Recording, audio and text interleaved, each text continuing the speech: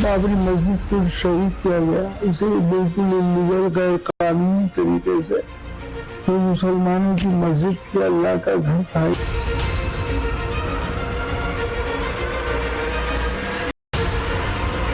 अरे कब तक आप लोग डरते रहोगे? याद रखो, आपके डरने से या आपके कुछ भी नहीं करने से आपको क्या फायदा हो रहा है?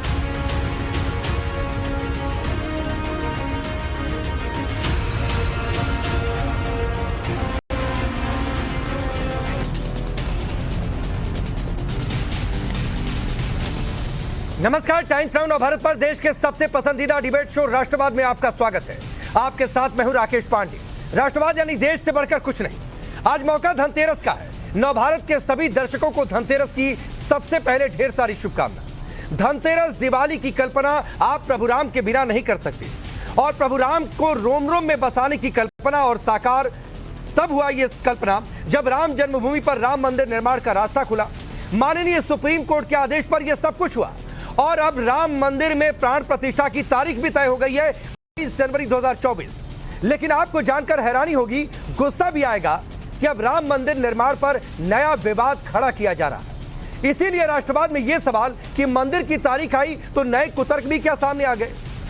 सवाल यह भी कि राम मंदिर अब गैर कानूनी कैसे हो गया, जो सपा के सांसद बोल रहे हैं। बाबरी में फिलिस्तीन क्यों लाए, भाईजान क्यों भड़का रहे, और सबसे बड़ा सवाल कि अयोध्या में मंदिर उद्घाटन तक और क्या क्या होने वाला है, क्या क्या बोले जाने वाला है, कैसे कैसे बयान हमें सुनने को मिलेंगे। कल अयोध्या में योगी कैबिनेट की पहली मीटिंग हुई। बड़े फैसले तो यही गए, बड़ा सियासी संदेश भी दिया गया। अब इस बैठक के 24 घंटे भी नहीं बीते कि इस पर सियासत शुरू हो गई, भड़काऊ बयान दिए जाने शुरू हो गए। एक और सपा सांसद शफीकुर रहमान बर्क तो दूसरी ओर ओवैसी ने बाबरी का नाम लेकर अपना भड़काऊ एजेंडा चलाने की कोशिश की। सबसे पहले बात शफीकुर रहमान बर्क की।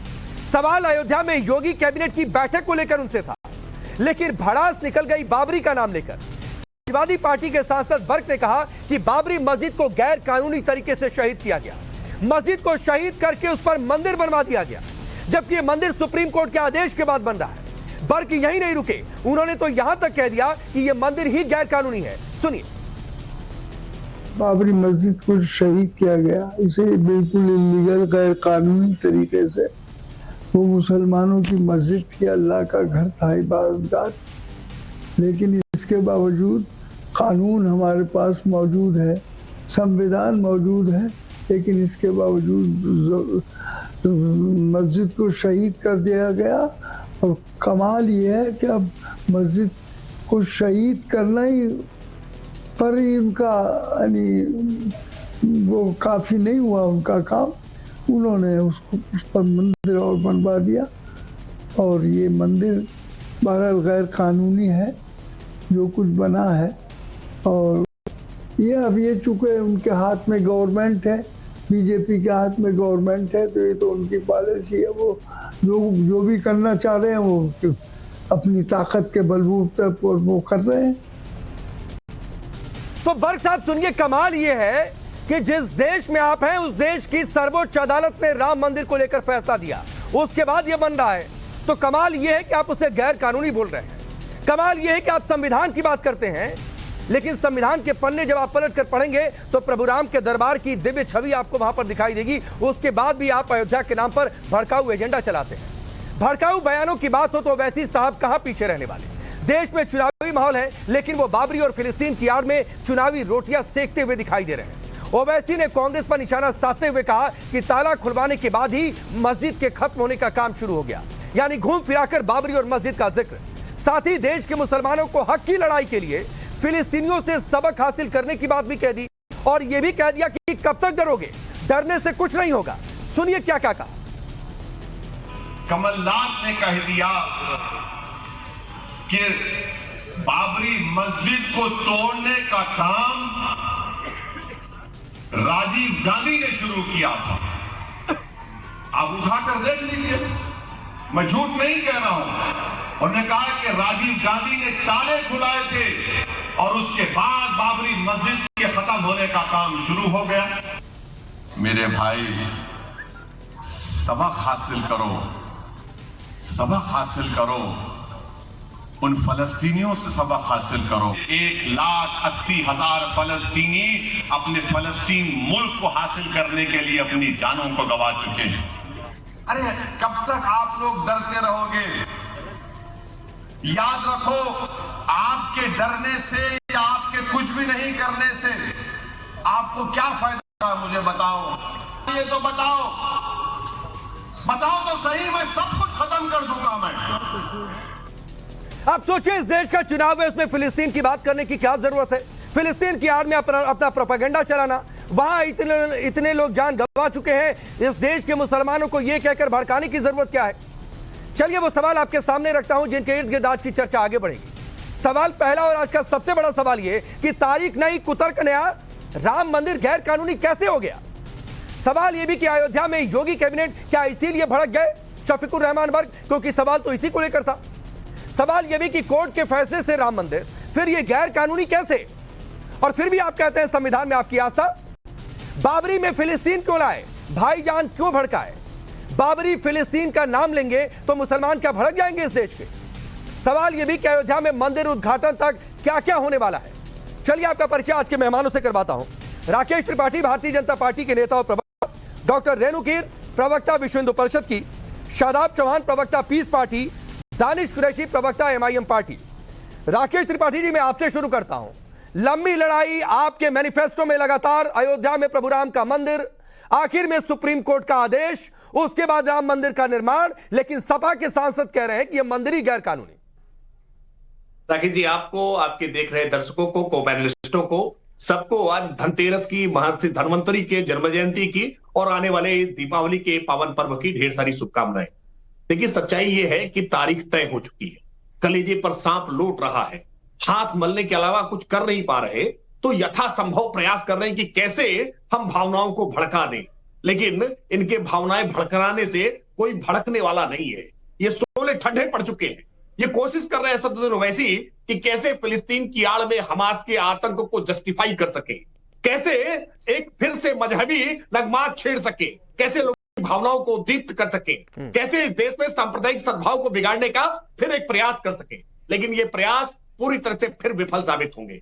भव्य दिव्य राम मंदिर बन चुके, लगभग तैयार है।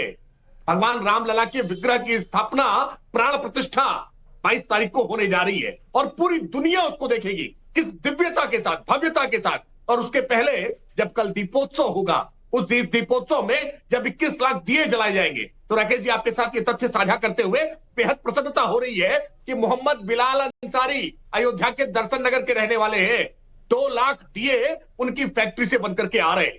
ये बात शफीकुर रहमान को, असदुद्दीन ओवैसी को बर्दाश्त नहीं हो रही है कि कैसे आज उत्तर प्रदेश का मुसलमान आज कैसे इस विकास की धारा में साथ जुड़ रहा है, कैसे दीपोत्सव में साथ जुड़ रहा है, कैसे प्रभु रामलला के भव्य मंदिर में अपना हाथ आज जाकर के बटा रहा है। वो भी आह्लादित है, उत्साहित है। आप आज देश के अलग अलग हिस्सों में आप लोगों से पूछिए, 500 वर्षों के बाद जो लोगों की जनभावना थी, आज जब वो मूर्त रूप ले रही है, तो क्या आह्लाद है, क्या उत्साह है। शब्द कम पड़ रहे हैं, आज भावनाएं इतना ज्वार पे हैं। लेकिन ये बातें कुछ लोगों को नागवार तो गुजरेंगी ही। हर संभव प्रयास किया था कि कैसे लटकाया जाए, अटकाया जाए, भटकाया जाए, कैसे राम मंदिर ना बनने दिया जाए। सारे प्रयास तो किए थे ना, लेकिन सारे प्रयास विफल हो गए। भव्य राम मंदिर बन रहा है और 50,000 करोड़ की आज विकास की परियोजनाएं उसी अयोध्या में हो रही हैं। वो अयोध्या जो फैजाबाद के नाम से कलंकित था, वो अयोध्या आज दिव्य और नव्य अयोध्या के रूप में आज जगमगा रहा है। ये परेशानी होना स्वाभाविक है। ठीक है राकेश जी, मैं आपके पास आता हूं। शादाब चौहान, ये शोले भड़काने की कोशिश हो रही है क्या, जिस पर सुप्रीम कोर्ट के आदेश के बाद एक तरीके से पानी पड़ गया, एक तरीके से इस देश को रास्ता मिल गया, उसके बाद भी आज ये मंदिर गैर कानूनी, जबकि इस देश का बच्चा जानता है कि सुप्रीम कोर्ट के आदेश के बाद राम मंदिर बन रहा है।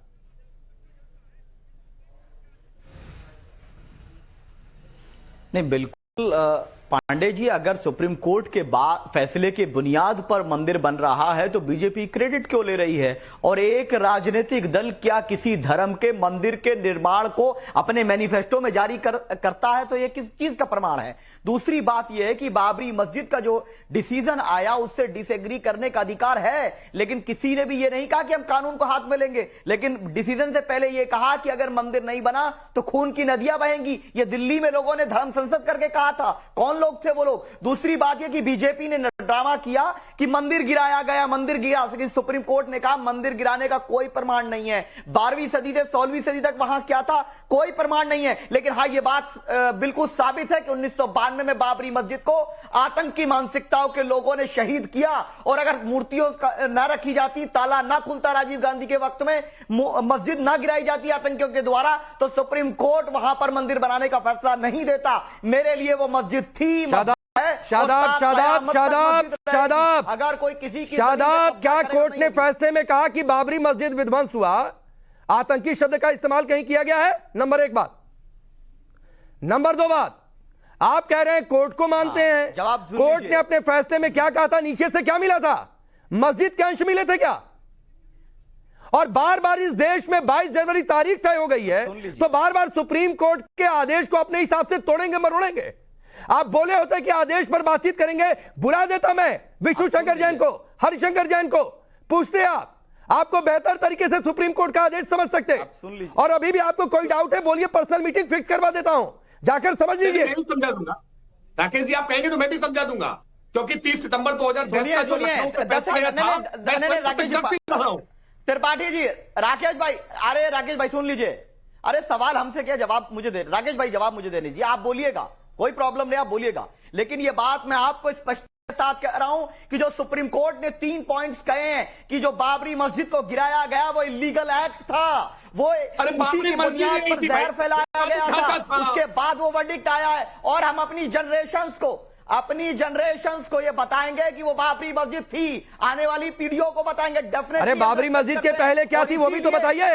राकेश त्रिपाठी कह रहे हैं कि पूरी बाबरी मस्जिद ही इलीगल थी। बाबरी मस्जिद कुछ नहीं था, कानूनी ढांचे को कुछ नहीं था, कुछ नहीं था, तो मंदिर तोड़ करके बनाई गई वो मस्जिद नहीं थी, वो नहीं, मंदिर तोड़ने का प्रमाण ही नहीं है भाई। अरे सुप्रीम कोर्ट का फैसला मानो, सुप्रीम कोर्ट का फैसला मानो भाई। अरे आप सुप्रीम कोर्ट का फैसला मानो ना राकेश भाई, सुप्रीम कोर्ट का फैसला मानिए। सुप्रीम कोर्ट ने कहा मंदिर नहीं गिराया गया, आप सुप्रीम कोर्ट के फैसले का खंडन कर रहे हैं। नहीं गिराया गया, कोई प्रमाण नहीं था, कोई प्रमाण नहीं था, कोई प्रमाण नहीं था। जबरदस्ती मस्जिद गिरा गई और उसके बाद वो फैसला किया, और बाद में उनके जज को क्या दिया गया, राज्यसभा दी गई, और आज बीजेपी क्रेडिट ले रही है। भारत के भीतर जितनी बड़ी बड़ी मस्जिदें हैं ना, इतनी बड़ी बड़ी मस्जिदें तो पाकिस्तान और अफगानिस्तान में भी नहीं है। भारत के भीतर बड़ी बड़ी मस्जिदें हैं, मस्जिदों को लेकर के कोई तकरार नहीं है, लेकिन रामलला विराजमान जहां पर है ना वहां कोई मस्जिद थी मस्जिद को गिराने वाले कौन थे? जालिम थे, वो संविधान के दुश्मन थे। जिन्होंने बाबरी मस्जिद को गिराया वो संविधान के दुश्मन थे, आतंकवादी थे। और भाई बाबर के नाम पर कोई बिल्डिंग भारत के भीतर नहीं हो सकती है। बाबर मुगल आक्रांत का था, सादाम चौहान इस बात को स्वीकार करेंगे या ना करेंगे। आप बाबर को अपना पूर्वज मानते रहिए, लेकिन भारत का मुसलमान बाबर को अपना पूर्वज नहीं मानता है। आप जैसे सियासतदान कोशिश करते हैं कि बाबर को अपना पूर्वज, अपना पुरखा, अपना बाप दादा घोषित करें। बाबर के नाम पर मैं आगे बढ़ता हूँ, शादाब, राकेश जी मैं आगे बढ़ता हूँ। शादाब प्लीज, हो गया। मैं जानबूझकर बीच में नहीं आ रहा था कि आपकी दोनों तरीके की बातें देश लोग सुने और किस तरीके से आप लोगों को भड़काने की कोशिश कर रहे हैं। दानिश कुरैशी, इस देश में चुनाव है ना, राजस्थान एमपी में ओवैसी जा रहे हैं, फिलिस्तीन में इतने लोगों ने जान गंवा दी, सबक सीख लो, तैयार हो जाओ, ये कहने की क्या जरूरत? और बार बार बाबरी का नाम चुनावी रैलियों में आप लेंगे और बार बार कहेंगे जो बातें बर्क ने कही है, इसी तरीके की बात ओवैसी भी कहते रहते हैं। तो इस देश के मुसलमानों को किक मिलती है क्या? भड़क जाते हैं क्या वो? अच्छा, अब मैं जवाब दूं, इत्मीनान से सुनिएगा पांडे जी। देखिए, देश में सबसे बड़ा सवाल यह है कि एक राजनीतिक पार्टी, भारतीय जनता पार्टी, आज भी इलेक्शन कमीशन के पास उसकी तरफ से किसी तरह का कोई इसके खिलाफ कार्रवाई नहीं की गई, जिसने इस देश में बाबरी मस्जिद ढाने का मूवमेंट और आंदोलन चलाया। और इसमें शामिल है कांग्रेस, पूरी तरह से सहयोग रहा कांग्रेस का। मैं आपसे पूछ रहा हूं कि जो जजमेंट के वो बयान बनाया गया, मैं ये पूछ रहा हूं कि क्या अगर उसमें कांग्रेस का सहयोग न था तो मुझे ये बता दीजिए कि जिन आधारों पर ये बनाने की कोशिश की, आस्थाओं के आधार पर बनाने की कोशिश की गई, क्या ये मामला हो सकता था? दूसरे नंबर की बात कि मस्जिद ढाई गई, ये रिकॉर्ड पे कहा गया, तो मुझे ये कहिए कि मस्जिद ढाई गई, ये रिकॉर्ड पे कहा गया, तो जिन्होंने ढाई उनके खिलाफ क्यों मामला नहीं बना? और अगर उनके खिलाफ मामला बन जाता है तो सारा मामला तो ऑटोमेटिकली निकलेगा। तीसरे नंबर की बात कि ये जो बात कर रहे हैं भारतीय जनता पार्टी के प्रवक्ता, मुझे ये तो बता दें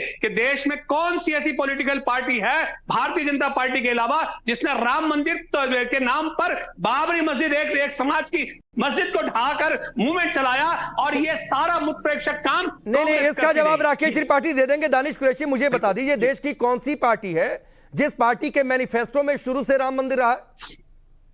देखिए, सुनिए मेरी बात, अगर पॉलिटिकल पार्टी किसी मस्जिद को नहीं, वो ज्ञान वाली बात नहीं दानिश कुरैशी, मैं ढाने वाली बात नहीं कर रहा। मैं पूछ रहा हूं देश की कौन सी ऐसी पॉलिटिकल पार्टी है बीजेपी के अलावा जिसके मैनिफेस्टो में राम मंदिर रहा है, और ये भी उसमें लिखा गया है कि कानूनन तरीके से। अच्छा सुनिए मेरी बात, अब मैं आपको जवाब दूं। त्रिपाठी साहब ने एक और बात कही, उन्होंने ये कहा कि भाई देश के अंदर में कोई भी बाबर के नाम की कोई बिल्डिंग नहीं होनी चाहिए, कोई स्ट्रक्चर नहीं होना चाहिए। उनसे पूछिए कि कितनी बार देश के प्रधानमंत्री जी झंडे पर सलामी दे चुके पिछले 9 सालों के अंदर में। वो किसका बनाया हुआ है? वो बाबर के विरासत वालों का नहीं है क्या? उसको हटा देंगे? अरे दानिश, एक मुझे नहीं समझ में आती है बात। आप मुगल आक्रांताओं का नाम आते ही आप लोगों के अंदर इतनी भावनाएं क्यों आ जाती हैं? आप इतना आदर्श उन्हें क्यों मानते हैं भाई? क्यों आदर्श मानते हैं दानिश? अरे देश का लाल किला, तो क्यों मानते हैं इतना आदर्श? देश का लाल किला पहचान नहीं है आपके लिए? पहचान नहीं है देश का लाल किला? अरे इस देश के पैसों से बना भाई दानिश, इस देश के पैसों से बना लाल किला। आपने यहाँ से सोने की लेकर नहीं आए थे मुगल आक्रांता। इस देश का खून पसीना लगा है। बाबरी मस्जिद तो मत किया करिए बात इसकी, मत किया करिए। अरे तो बाबरी मस्जिद से पहले क्या था वहां पर? नहीं तो अरे सुनिए ना, अरे सुनिए भाई, आर्कियोलॉजिकल सर्वे ऑफ इंडिया ने जो सर्वे किया उसमें क्या निकला था नीचे? मस्जिद के अंश मिले थे क्या? मस्जिद के अंश मिले थे? मैं नहीं जाना चाहता उस फैसले पर, मैं नहीं जाना चाहता। गैर इस्लामिक स्ट्रक्चर था, गैर इस्लामिक स्ट्रक्चर था, इस्लामिक स्ट्रक्चर नहीं था। मैं नहीं जाना चाहता उस डिबेट पर। हमारे लिए मातम मनाने दीजिए, दुख पहुंचा है ना, दानिश कुरैशी जैसे लोगों को दुख पहुंचा है, इन्हें मातम मनाने का अवसर देना चाहिए ना। पीड़ा है इनको, कभी राम मंदिर नहीं बन सकता, कभी रामलला विराजमान नहीं हो सकते हैं, लेकिन अब रामलला विराजमान हो रहे हैं, दिल पिता की साथ हो रहे हैं, भव्य मंदिर में हो रहे हैं, प्रधानमंत्री स्वयं जा रहे हैं, कलेजे पर सांप लौट रहा है। मैं जानता हूँ, लेकिन ये सार्वजनिक तौर पर आकर के रोना गाना मत बजाइए। बंद कमरे में कहीं को भवन बनाइए और जाकर के रोइएगा ये उसमें, मातम मनाइए उसमें, खाती पीती है अपनी, लेकिन सार्वजनिक तौर पर आकर के इसका प्रदर्शन मत करिए, क्योंकि सार्वजनिक तौर पर आज सामान्य में उत्साह है। बड़ा सवाल ये है कि देश की एक पॉलिटिकल पार्टी प्रसन्न है। आज भगवान श्री राम के जयकारे हो रहे हैं, क्योंकि 500 वर्षों का इंतजार अपने आराध्य अपने इष्ट के लिए कब वो पूरा हो रहा है, तो प्रभु राम अपने मैं आ रहा हूँ डॉक्टर रेणु की, अपने पुत्र किया था। ठीक है राकेश जी, आ रहा हूं। डॉक्टर रेणु की, चाहे दानिश कुरैशी की बात हो, शादाब की बात हो, बाबरी का नाम आता है, बाबर का नाम आता है, मुगल आक्रांताओं की बात आती है, और उनके खिलाफ कुछ बोल दीजिए तो लगता है गुनाह कर दिया, गुनाह अजीम कर दिया। धन्यवाद राकेश जी। मैं आपके सवाल का जवाब 2 भागों में देना चाहूंगी। सबसे पहले आपने जो फिलिस्तीन और इस्लाम की बात की थी, जितने भी यहाँ भारत के मुस्लिम नेता हैं या अन्य दलों के नेता हैं, वो कहीं ना कहीं उनका हमेशा ये दावा रहता है कि आतंकवाद का कोई धर्म नहीं है। लेकिन जब फिलिस्तीन में हमास जैसा एक आतंकी संगठन इजराइल में इतना अमानवीय तरीके से आतंकवाद घटनाओं को अंजाम देता है, तब ये धर्म के नाम पर, मुस्लिम के नाम पर आतंकियों के साथ खड़े हो जाते हैं और कहते रहते हैं कि धर्म का, आतंकवाद का कोई धर्म नहीं है। दूसरा प्रश्न आपका राम मंदिर से जो संबंधित रहा है, देखिए भारत में जब मुस्लिम आक्रांता आए, उन्होंने भारत के अलग अलग भागों में मंदिरों को तोड़कर वहां पर मस्जिदें अपनी बनाई। ये पूरा भारत जानता है, ये इतिहास है, इसके बहुत सारे तथ्य प्रमाण मौजूद हैं। हर प्रमाण को मुझे यहाँ बताने की जरूरत नहीं है। जहां तक बात है राम मंदिर का विषय कि वो कितना लीगल है, 9 नवंबर 2019 को माननीय सुप्रीम कोर्ट ने उसको लेकर जो श्री राम मंदिर तीर्थ ट्रस्ट है उसका निर्माण किया और बताया कि वाकई में ओरिजिनली वहां पे राम मंदिर ही था। आक्रमण के दौरान अरे झूठ बोल रही है रेणु जी, वहां पर झूठ बोल रही है आप, झूठ बोल रही है, झूठ बोल रही है दानिश जी, मैंने आपको एक जगह दी, मैंने झूठ बोल रही है। अच्छा रेणु जी एक मिनट, रेणु जी एक मिनट, दानिश एक मिनट, रेणु जी एक मिनट, दानिश सुनिए, अरे दानिश सुनिए, एक मिनट भाई, एक मिनट सुनिए, सुना करिए, मैं आ गया आपके पास। आपने कहा रेणु जी झूठ बोल रही हैं, ठीक है, अरे सुनिए ना सवाल, अरे सवाल सुना करिए, अरे सवाल सुना करिए दानिश, सवाल सुना करिए। आपके हिसाब से रेणु जी ने झूठ कहा, तो क्या कोर्ट ने यह कहा कि पहले नीचे मस्जिद थी और मस्जिद को गिराकर ही मस्जिद बनी? क्या कोर्ट ने यह कहा था? मैं जवाब दूं, मुझे ये बता दीजिए क्या कोर्ट ने ये कहा था कि मंदिर? अरे मैंने जो सवाल पूछा पहले उसका जवाब दीजिए। सवाल का जवाब सवाल नहीं होता है दानिश, सवाल का जवाब सवाल नहीं, प्लीज सवाल का जवाब सवाल नहीं। दानिश, क्या कोर्ट ने यह कहा था कि मस्जिद थी और मस्जिद को गिराकर बाबर ने वहीं पर दूसरी मस्जिद बना दी? सुप्रीम कोर्ट, क्या कोर्ट ने यह कहा था? नीचे कोई मंदिर नहीं था। अरे क्या था नीचे? क्या था नीचे? क्या था नीचे? क्या था नीचे? एएसआई ने क्या बताया था कि नीचे मस्जिद था और मस्जिद को गिराकर मस्जिद बनी? क्या कह रहा हूं मैं, जिम्मेदारी से कह रहा हूं कि सुप्रीम कोर्ट ने स्पष्ट कहा था कि नीचे कोई मंदिर नहीं था। अरे क्या था नीचे आपके हिसाब से? मंदिर नहीं था। क्या था? मंदिर नहीं था। क्या था? अरे मंदिर तो क्या था? मंदिर नहीं था तो कुछ नहीं था, मंदिर नहीं था। नॉन इस्लामिक स्ट्रक्चर, फैसले पढ़ा करिए कोर्ट के, सुनिए कोर्ट के फैसले पढ़ा करिए।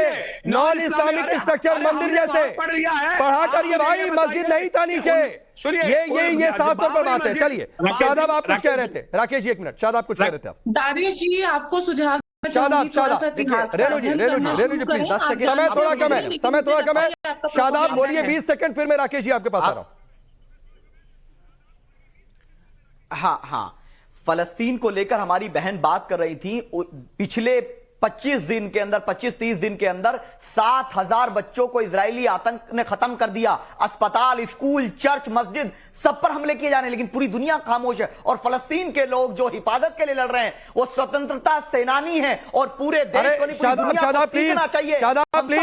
हमास समाज की पैरवी मत करिए मेरे सामने। फिलिस्तीन के लोगों को उनका हक मिलना चाहिए, लेकिन हमास की पैरवी मत किया करिए मेरे सामने भाई, मुझे बहुत दिक्कत होती है। हमास की पैरवी मत किया करिए, फिलिस्तीन के लोगों के हक की बात करिए, ठीक है। सेनानी है जो घुस में जाकर इजराइल में जिन्होंने मारा वो आतंकी थे और मैं आतंकी कहूंगा, और मेरे सामने कोई आतंकी की पैरवी मत किया करिए, ठीक है। और ना तो उसका नाम लेकर इस देश में लोगों को भड़काने की जरूरत है। राकेश त्रिपाठी आप बोल रहे थे, हो गया। राकेश त्रिपाठी बता नहीं पाए दानिश कुरैशी नीचे क्या था। लेकिन दानिश कुरैशी से आप अपेक्षा कर रहे हैं कि कोर्ट का निर्देश आदेश पढ़ लें। ये कोर्ट का आदेश कहां पढ़ेंगे? मदरसे से पढ़े हुए, कोर्ट का आदेश पढ़ना मुश्किल काम है। मैं तो कह रहा हूं अयोध्या आ जाइए, पैसे ना हो टिकट के तो मुझसे ले लीजिए, बताइए मैं टिकट करा दूंगा। अयोध्या में बाकायदा जो शिलाखंड निकले हैं, जो मूर्तियों के अवशेष निकले हैं, जो मंदिर के प्रमाण निकले हैं, वो सब मंदिर परिसर में रखे जा रहे हैं। उसी मंदिर परिसर में आकर के उनके भी दर्शन लाभ करिए। हो सकता है दानिश कुरैशी के भी पूर्व जन्म के कुछ पाप शायद भूल जाए। आप भी अयोध्या आइए और मां सरयू में एक डुबकी लगाइए, कुछ ज्ञान भूल जाएंगे। जो अवशेष बरामद हुए हैं वो अवशेष दर्शन के लिए मिल जाएंगे। मुझे लगता है शायद आपके मन की अज्ञानता दूर हो जाएगी। झूठ नहीं दानिश कुरैशी, आपके झूठ बोलने से झूठ नहीं होगा, ये चर्चा अभी चलेगी। सुन लीजिए वक्त कितना नहीं है दानिश कुरैशी, सुनिए ना। अरे सुनिए, दोबारा आपसे इसी पैनल पर मुलाकात की और आपको बाकायदा जो राकेश त्रिपाठी जी ने कहा चले जाइए, उनके टिकट पर पैसा देने के लिए तैयार हैं। जो कोर्ट में रखे गए एएसआई के अवशेष में जो मूर्तियां मिली थी, नॉन इस्लामिक स्ट्रक्चर जो मंदिर जैसे थे, देवताओं की जो मूर्तियां मिली, वो सब कुछ कोर्ट में रखा गया था। किसी मस्जिद में होता है क्या ऐसा? क्या बात करते हैं आप? चले जाइए कभी अयोध्या, दर्शन करके आइए। बहुत बहुत शुक्रिया आप सभी काम से जुड़ने के लिए। दिवाली का इंतजार है, बच्चों से लेकर बड़ों तक हर किसी को होता है। जब लोग सज समझकर एक दूसरे के घर जाते हैं, दिवाली की बधाई देते हैं, तो दिवाली के जश्न में आप भी तैयार होकर आए।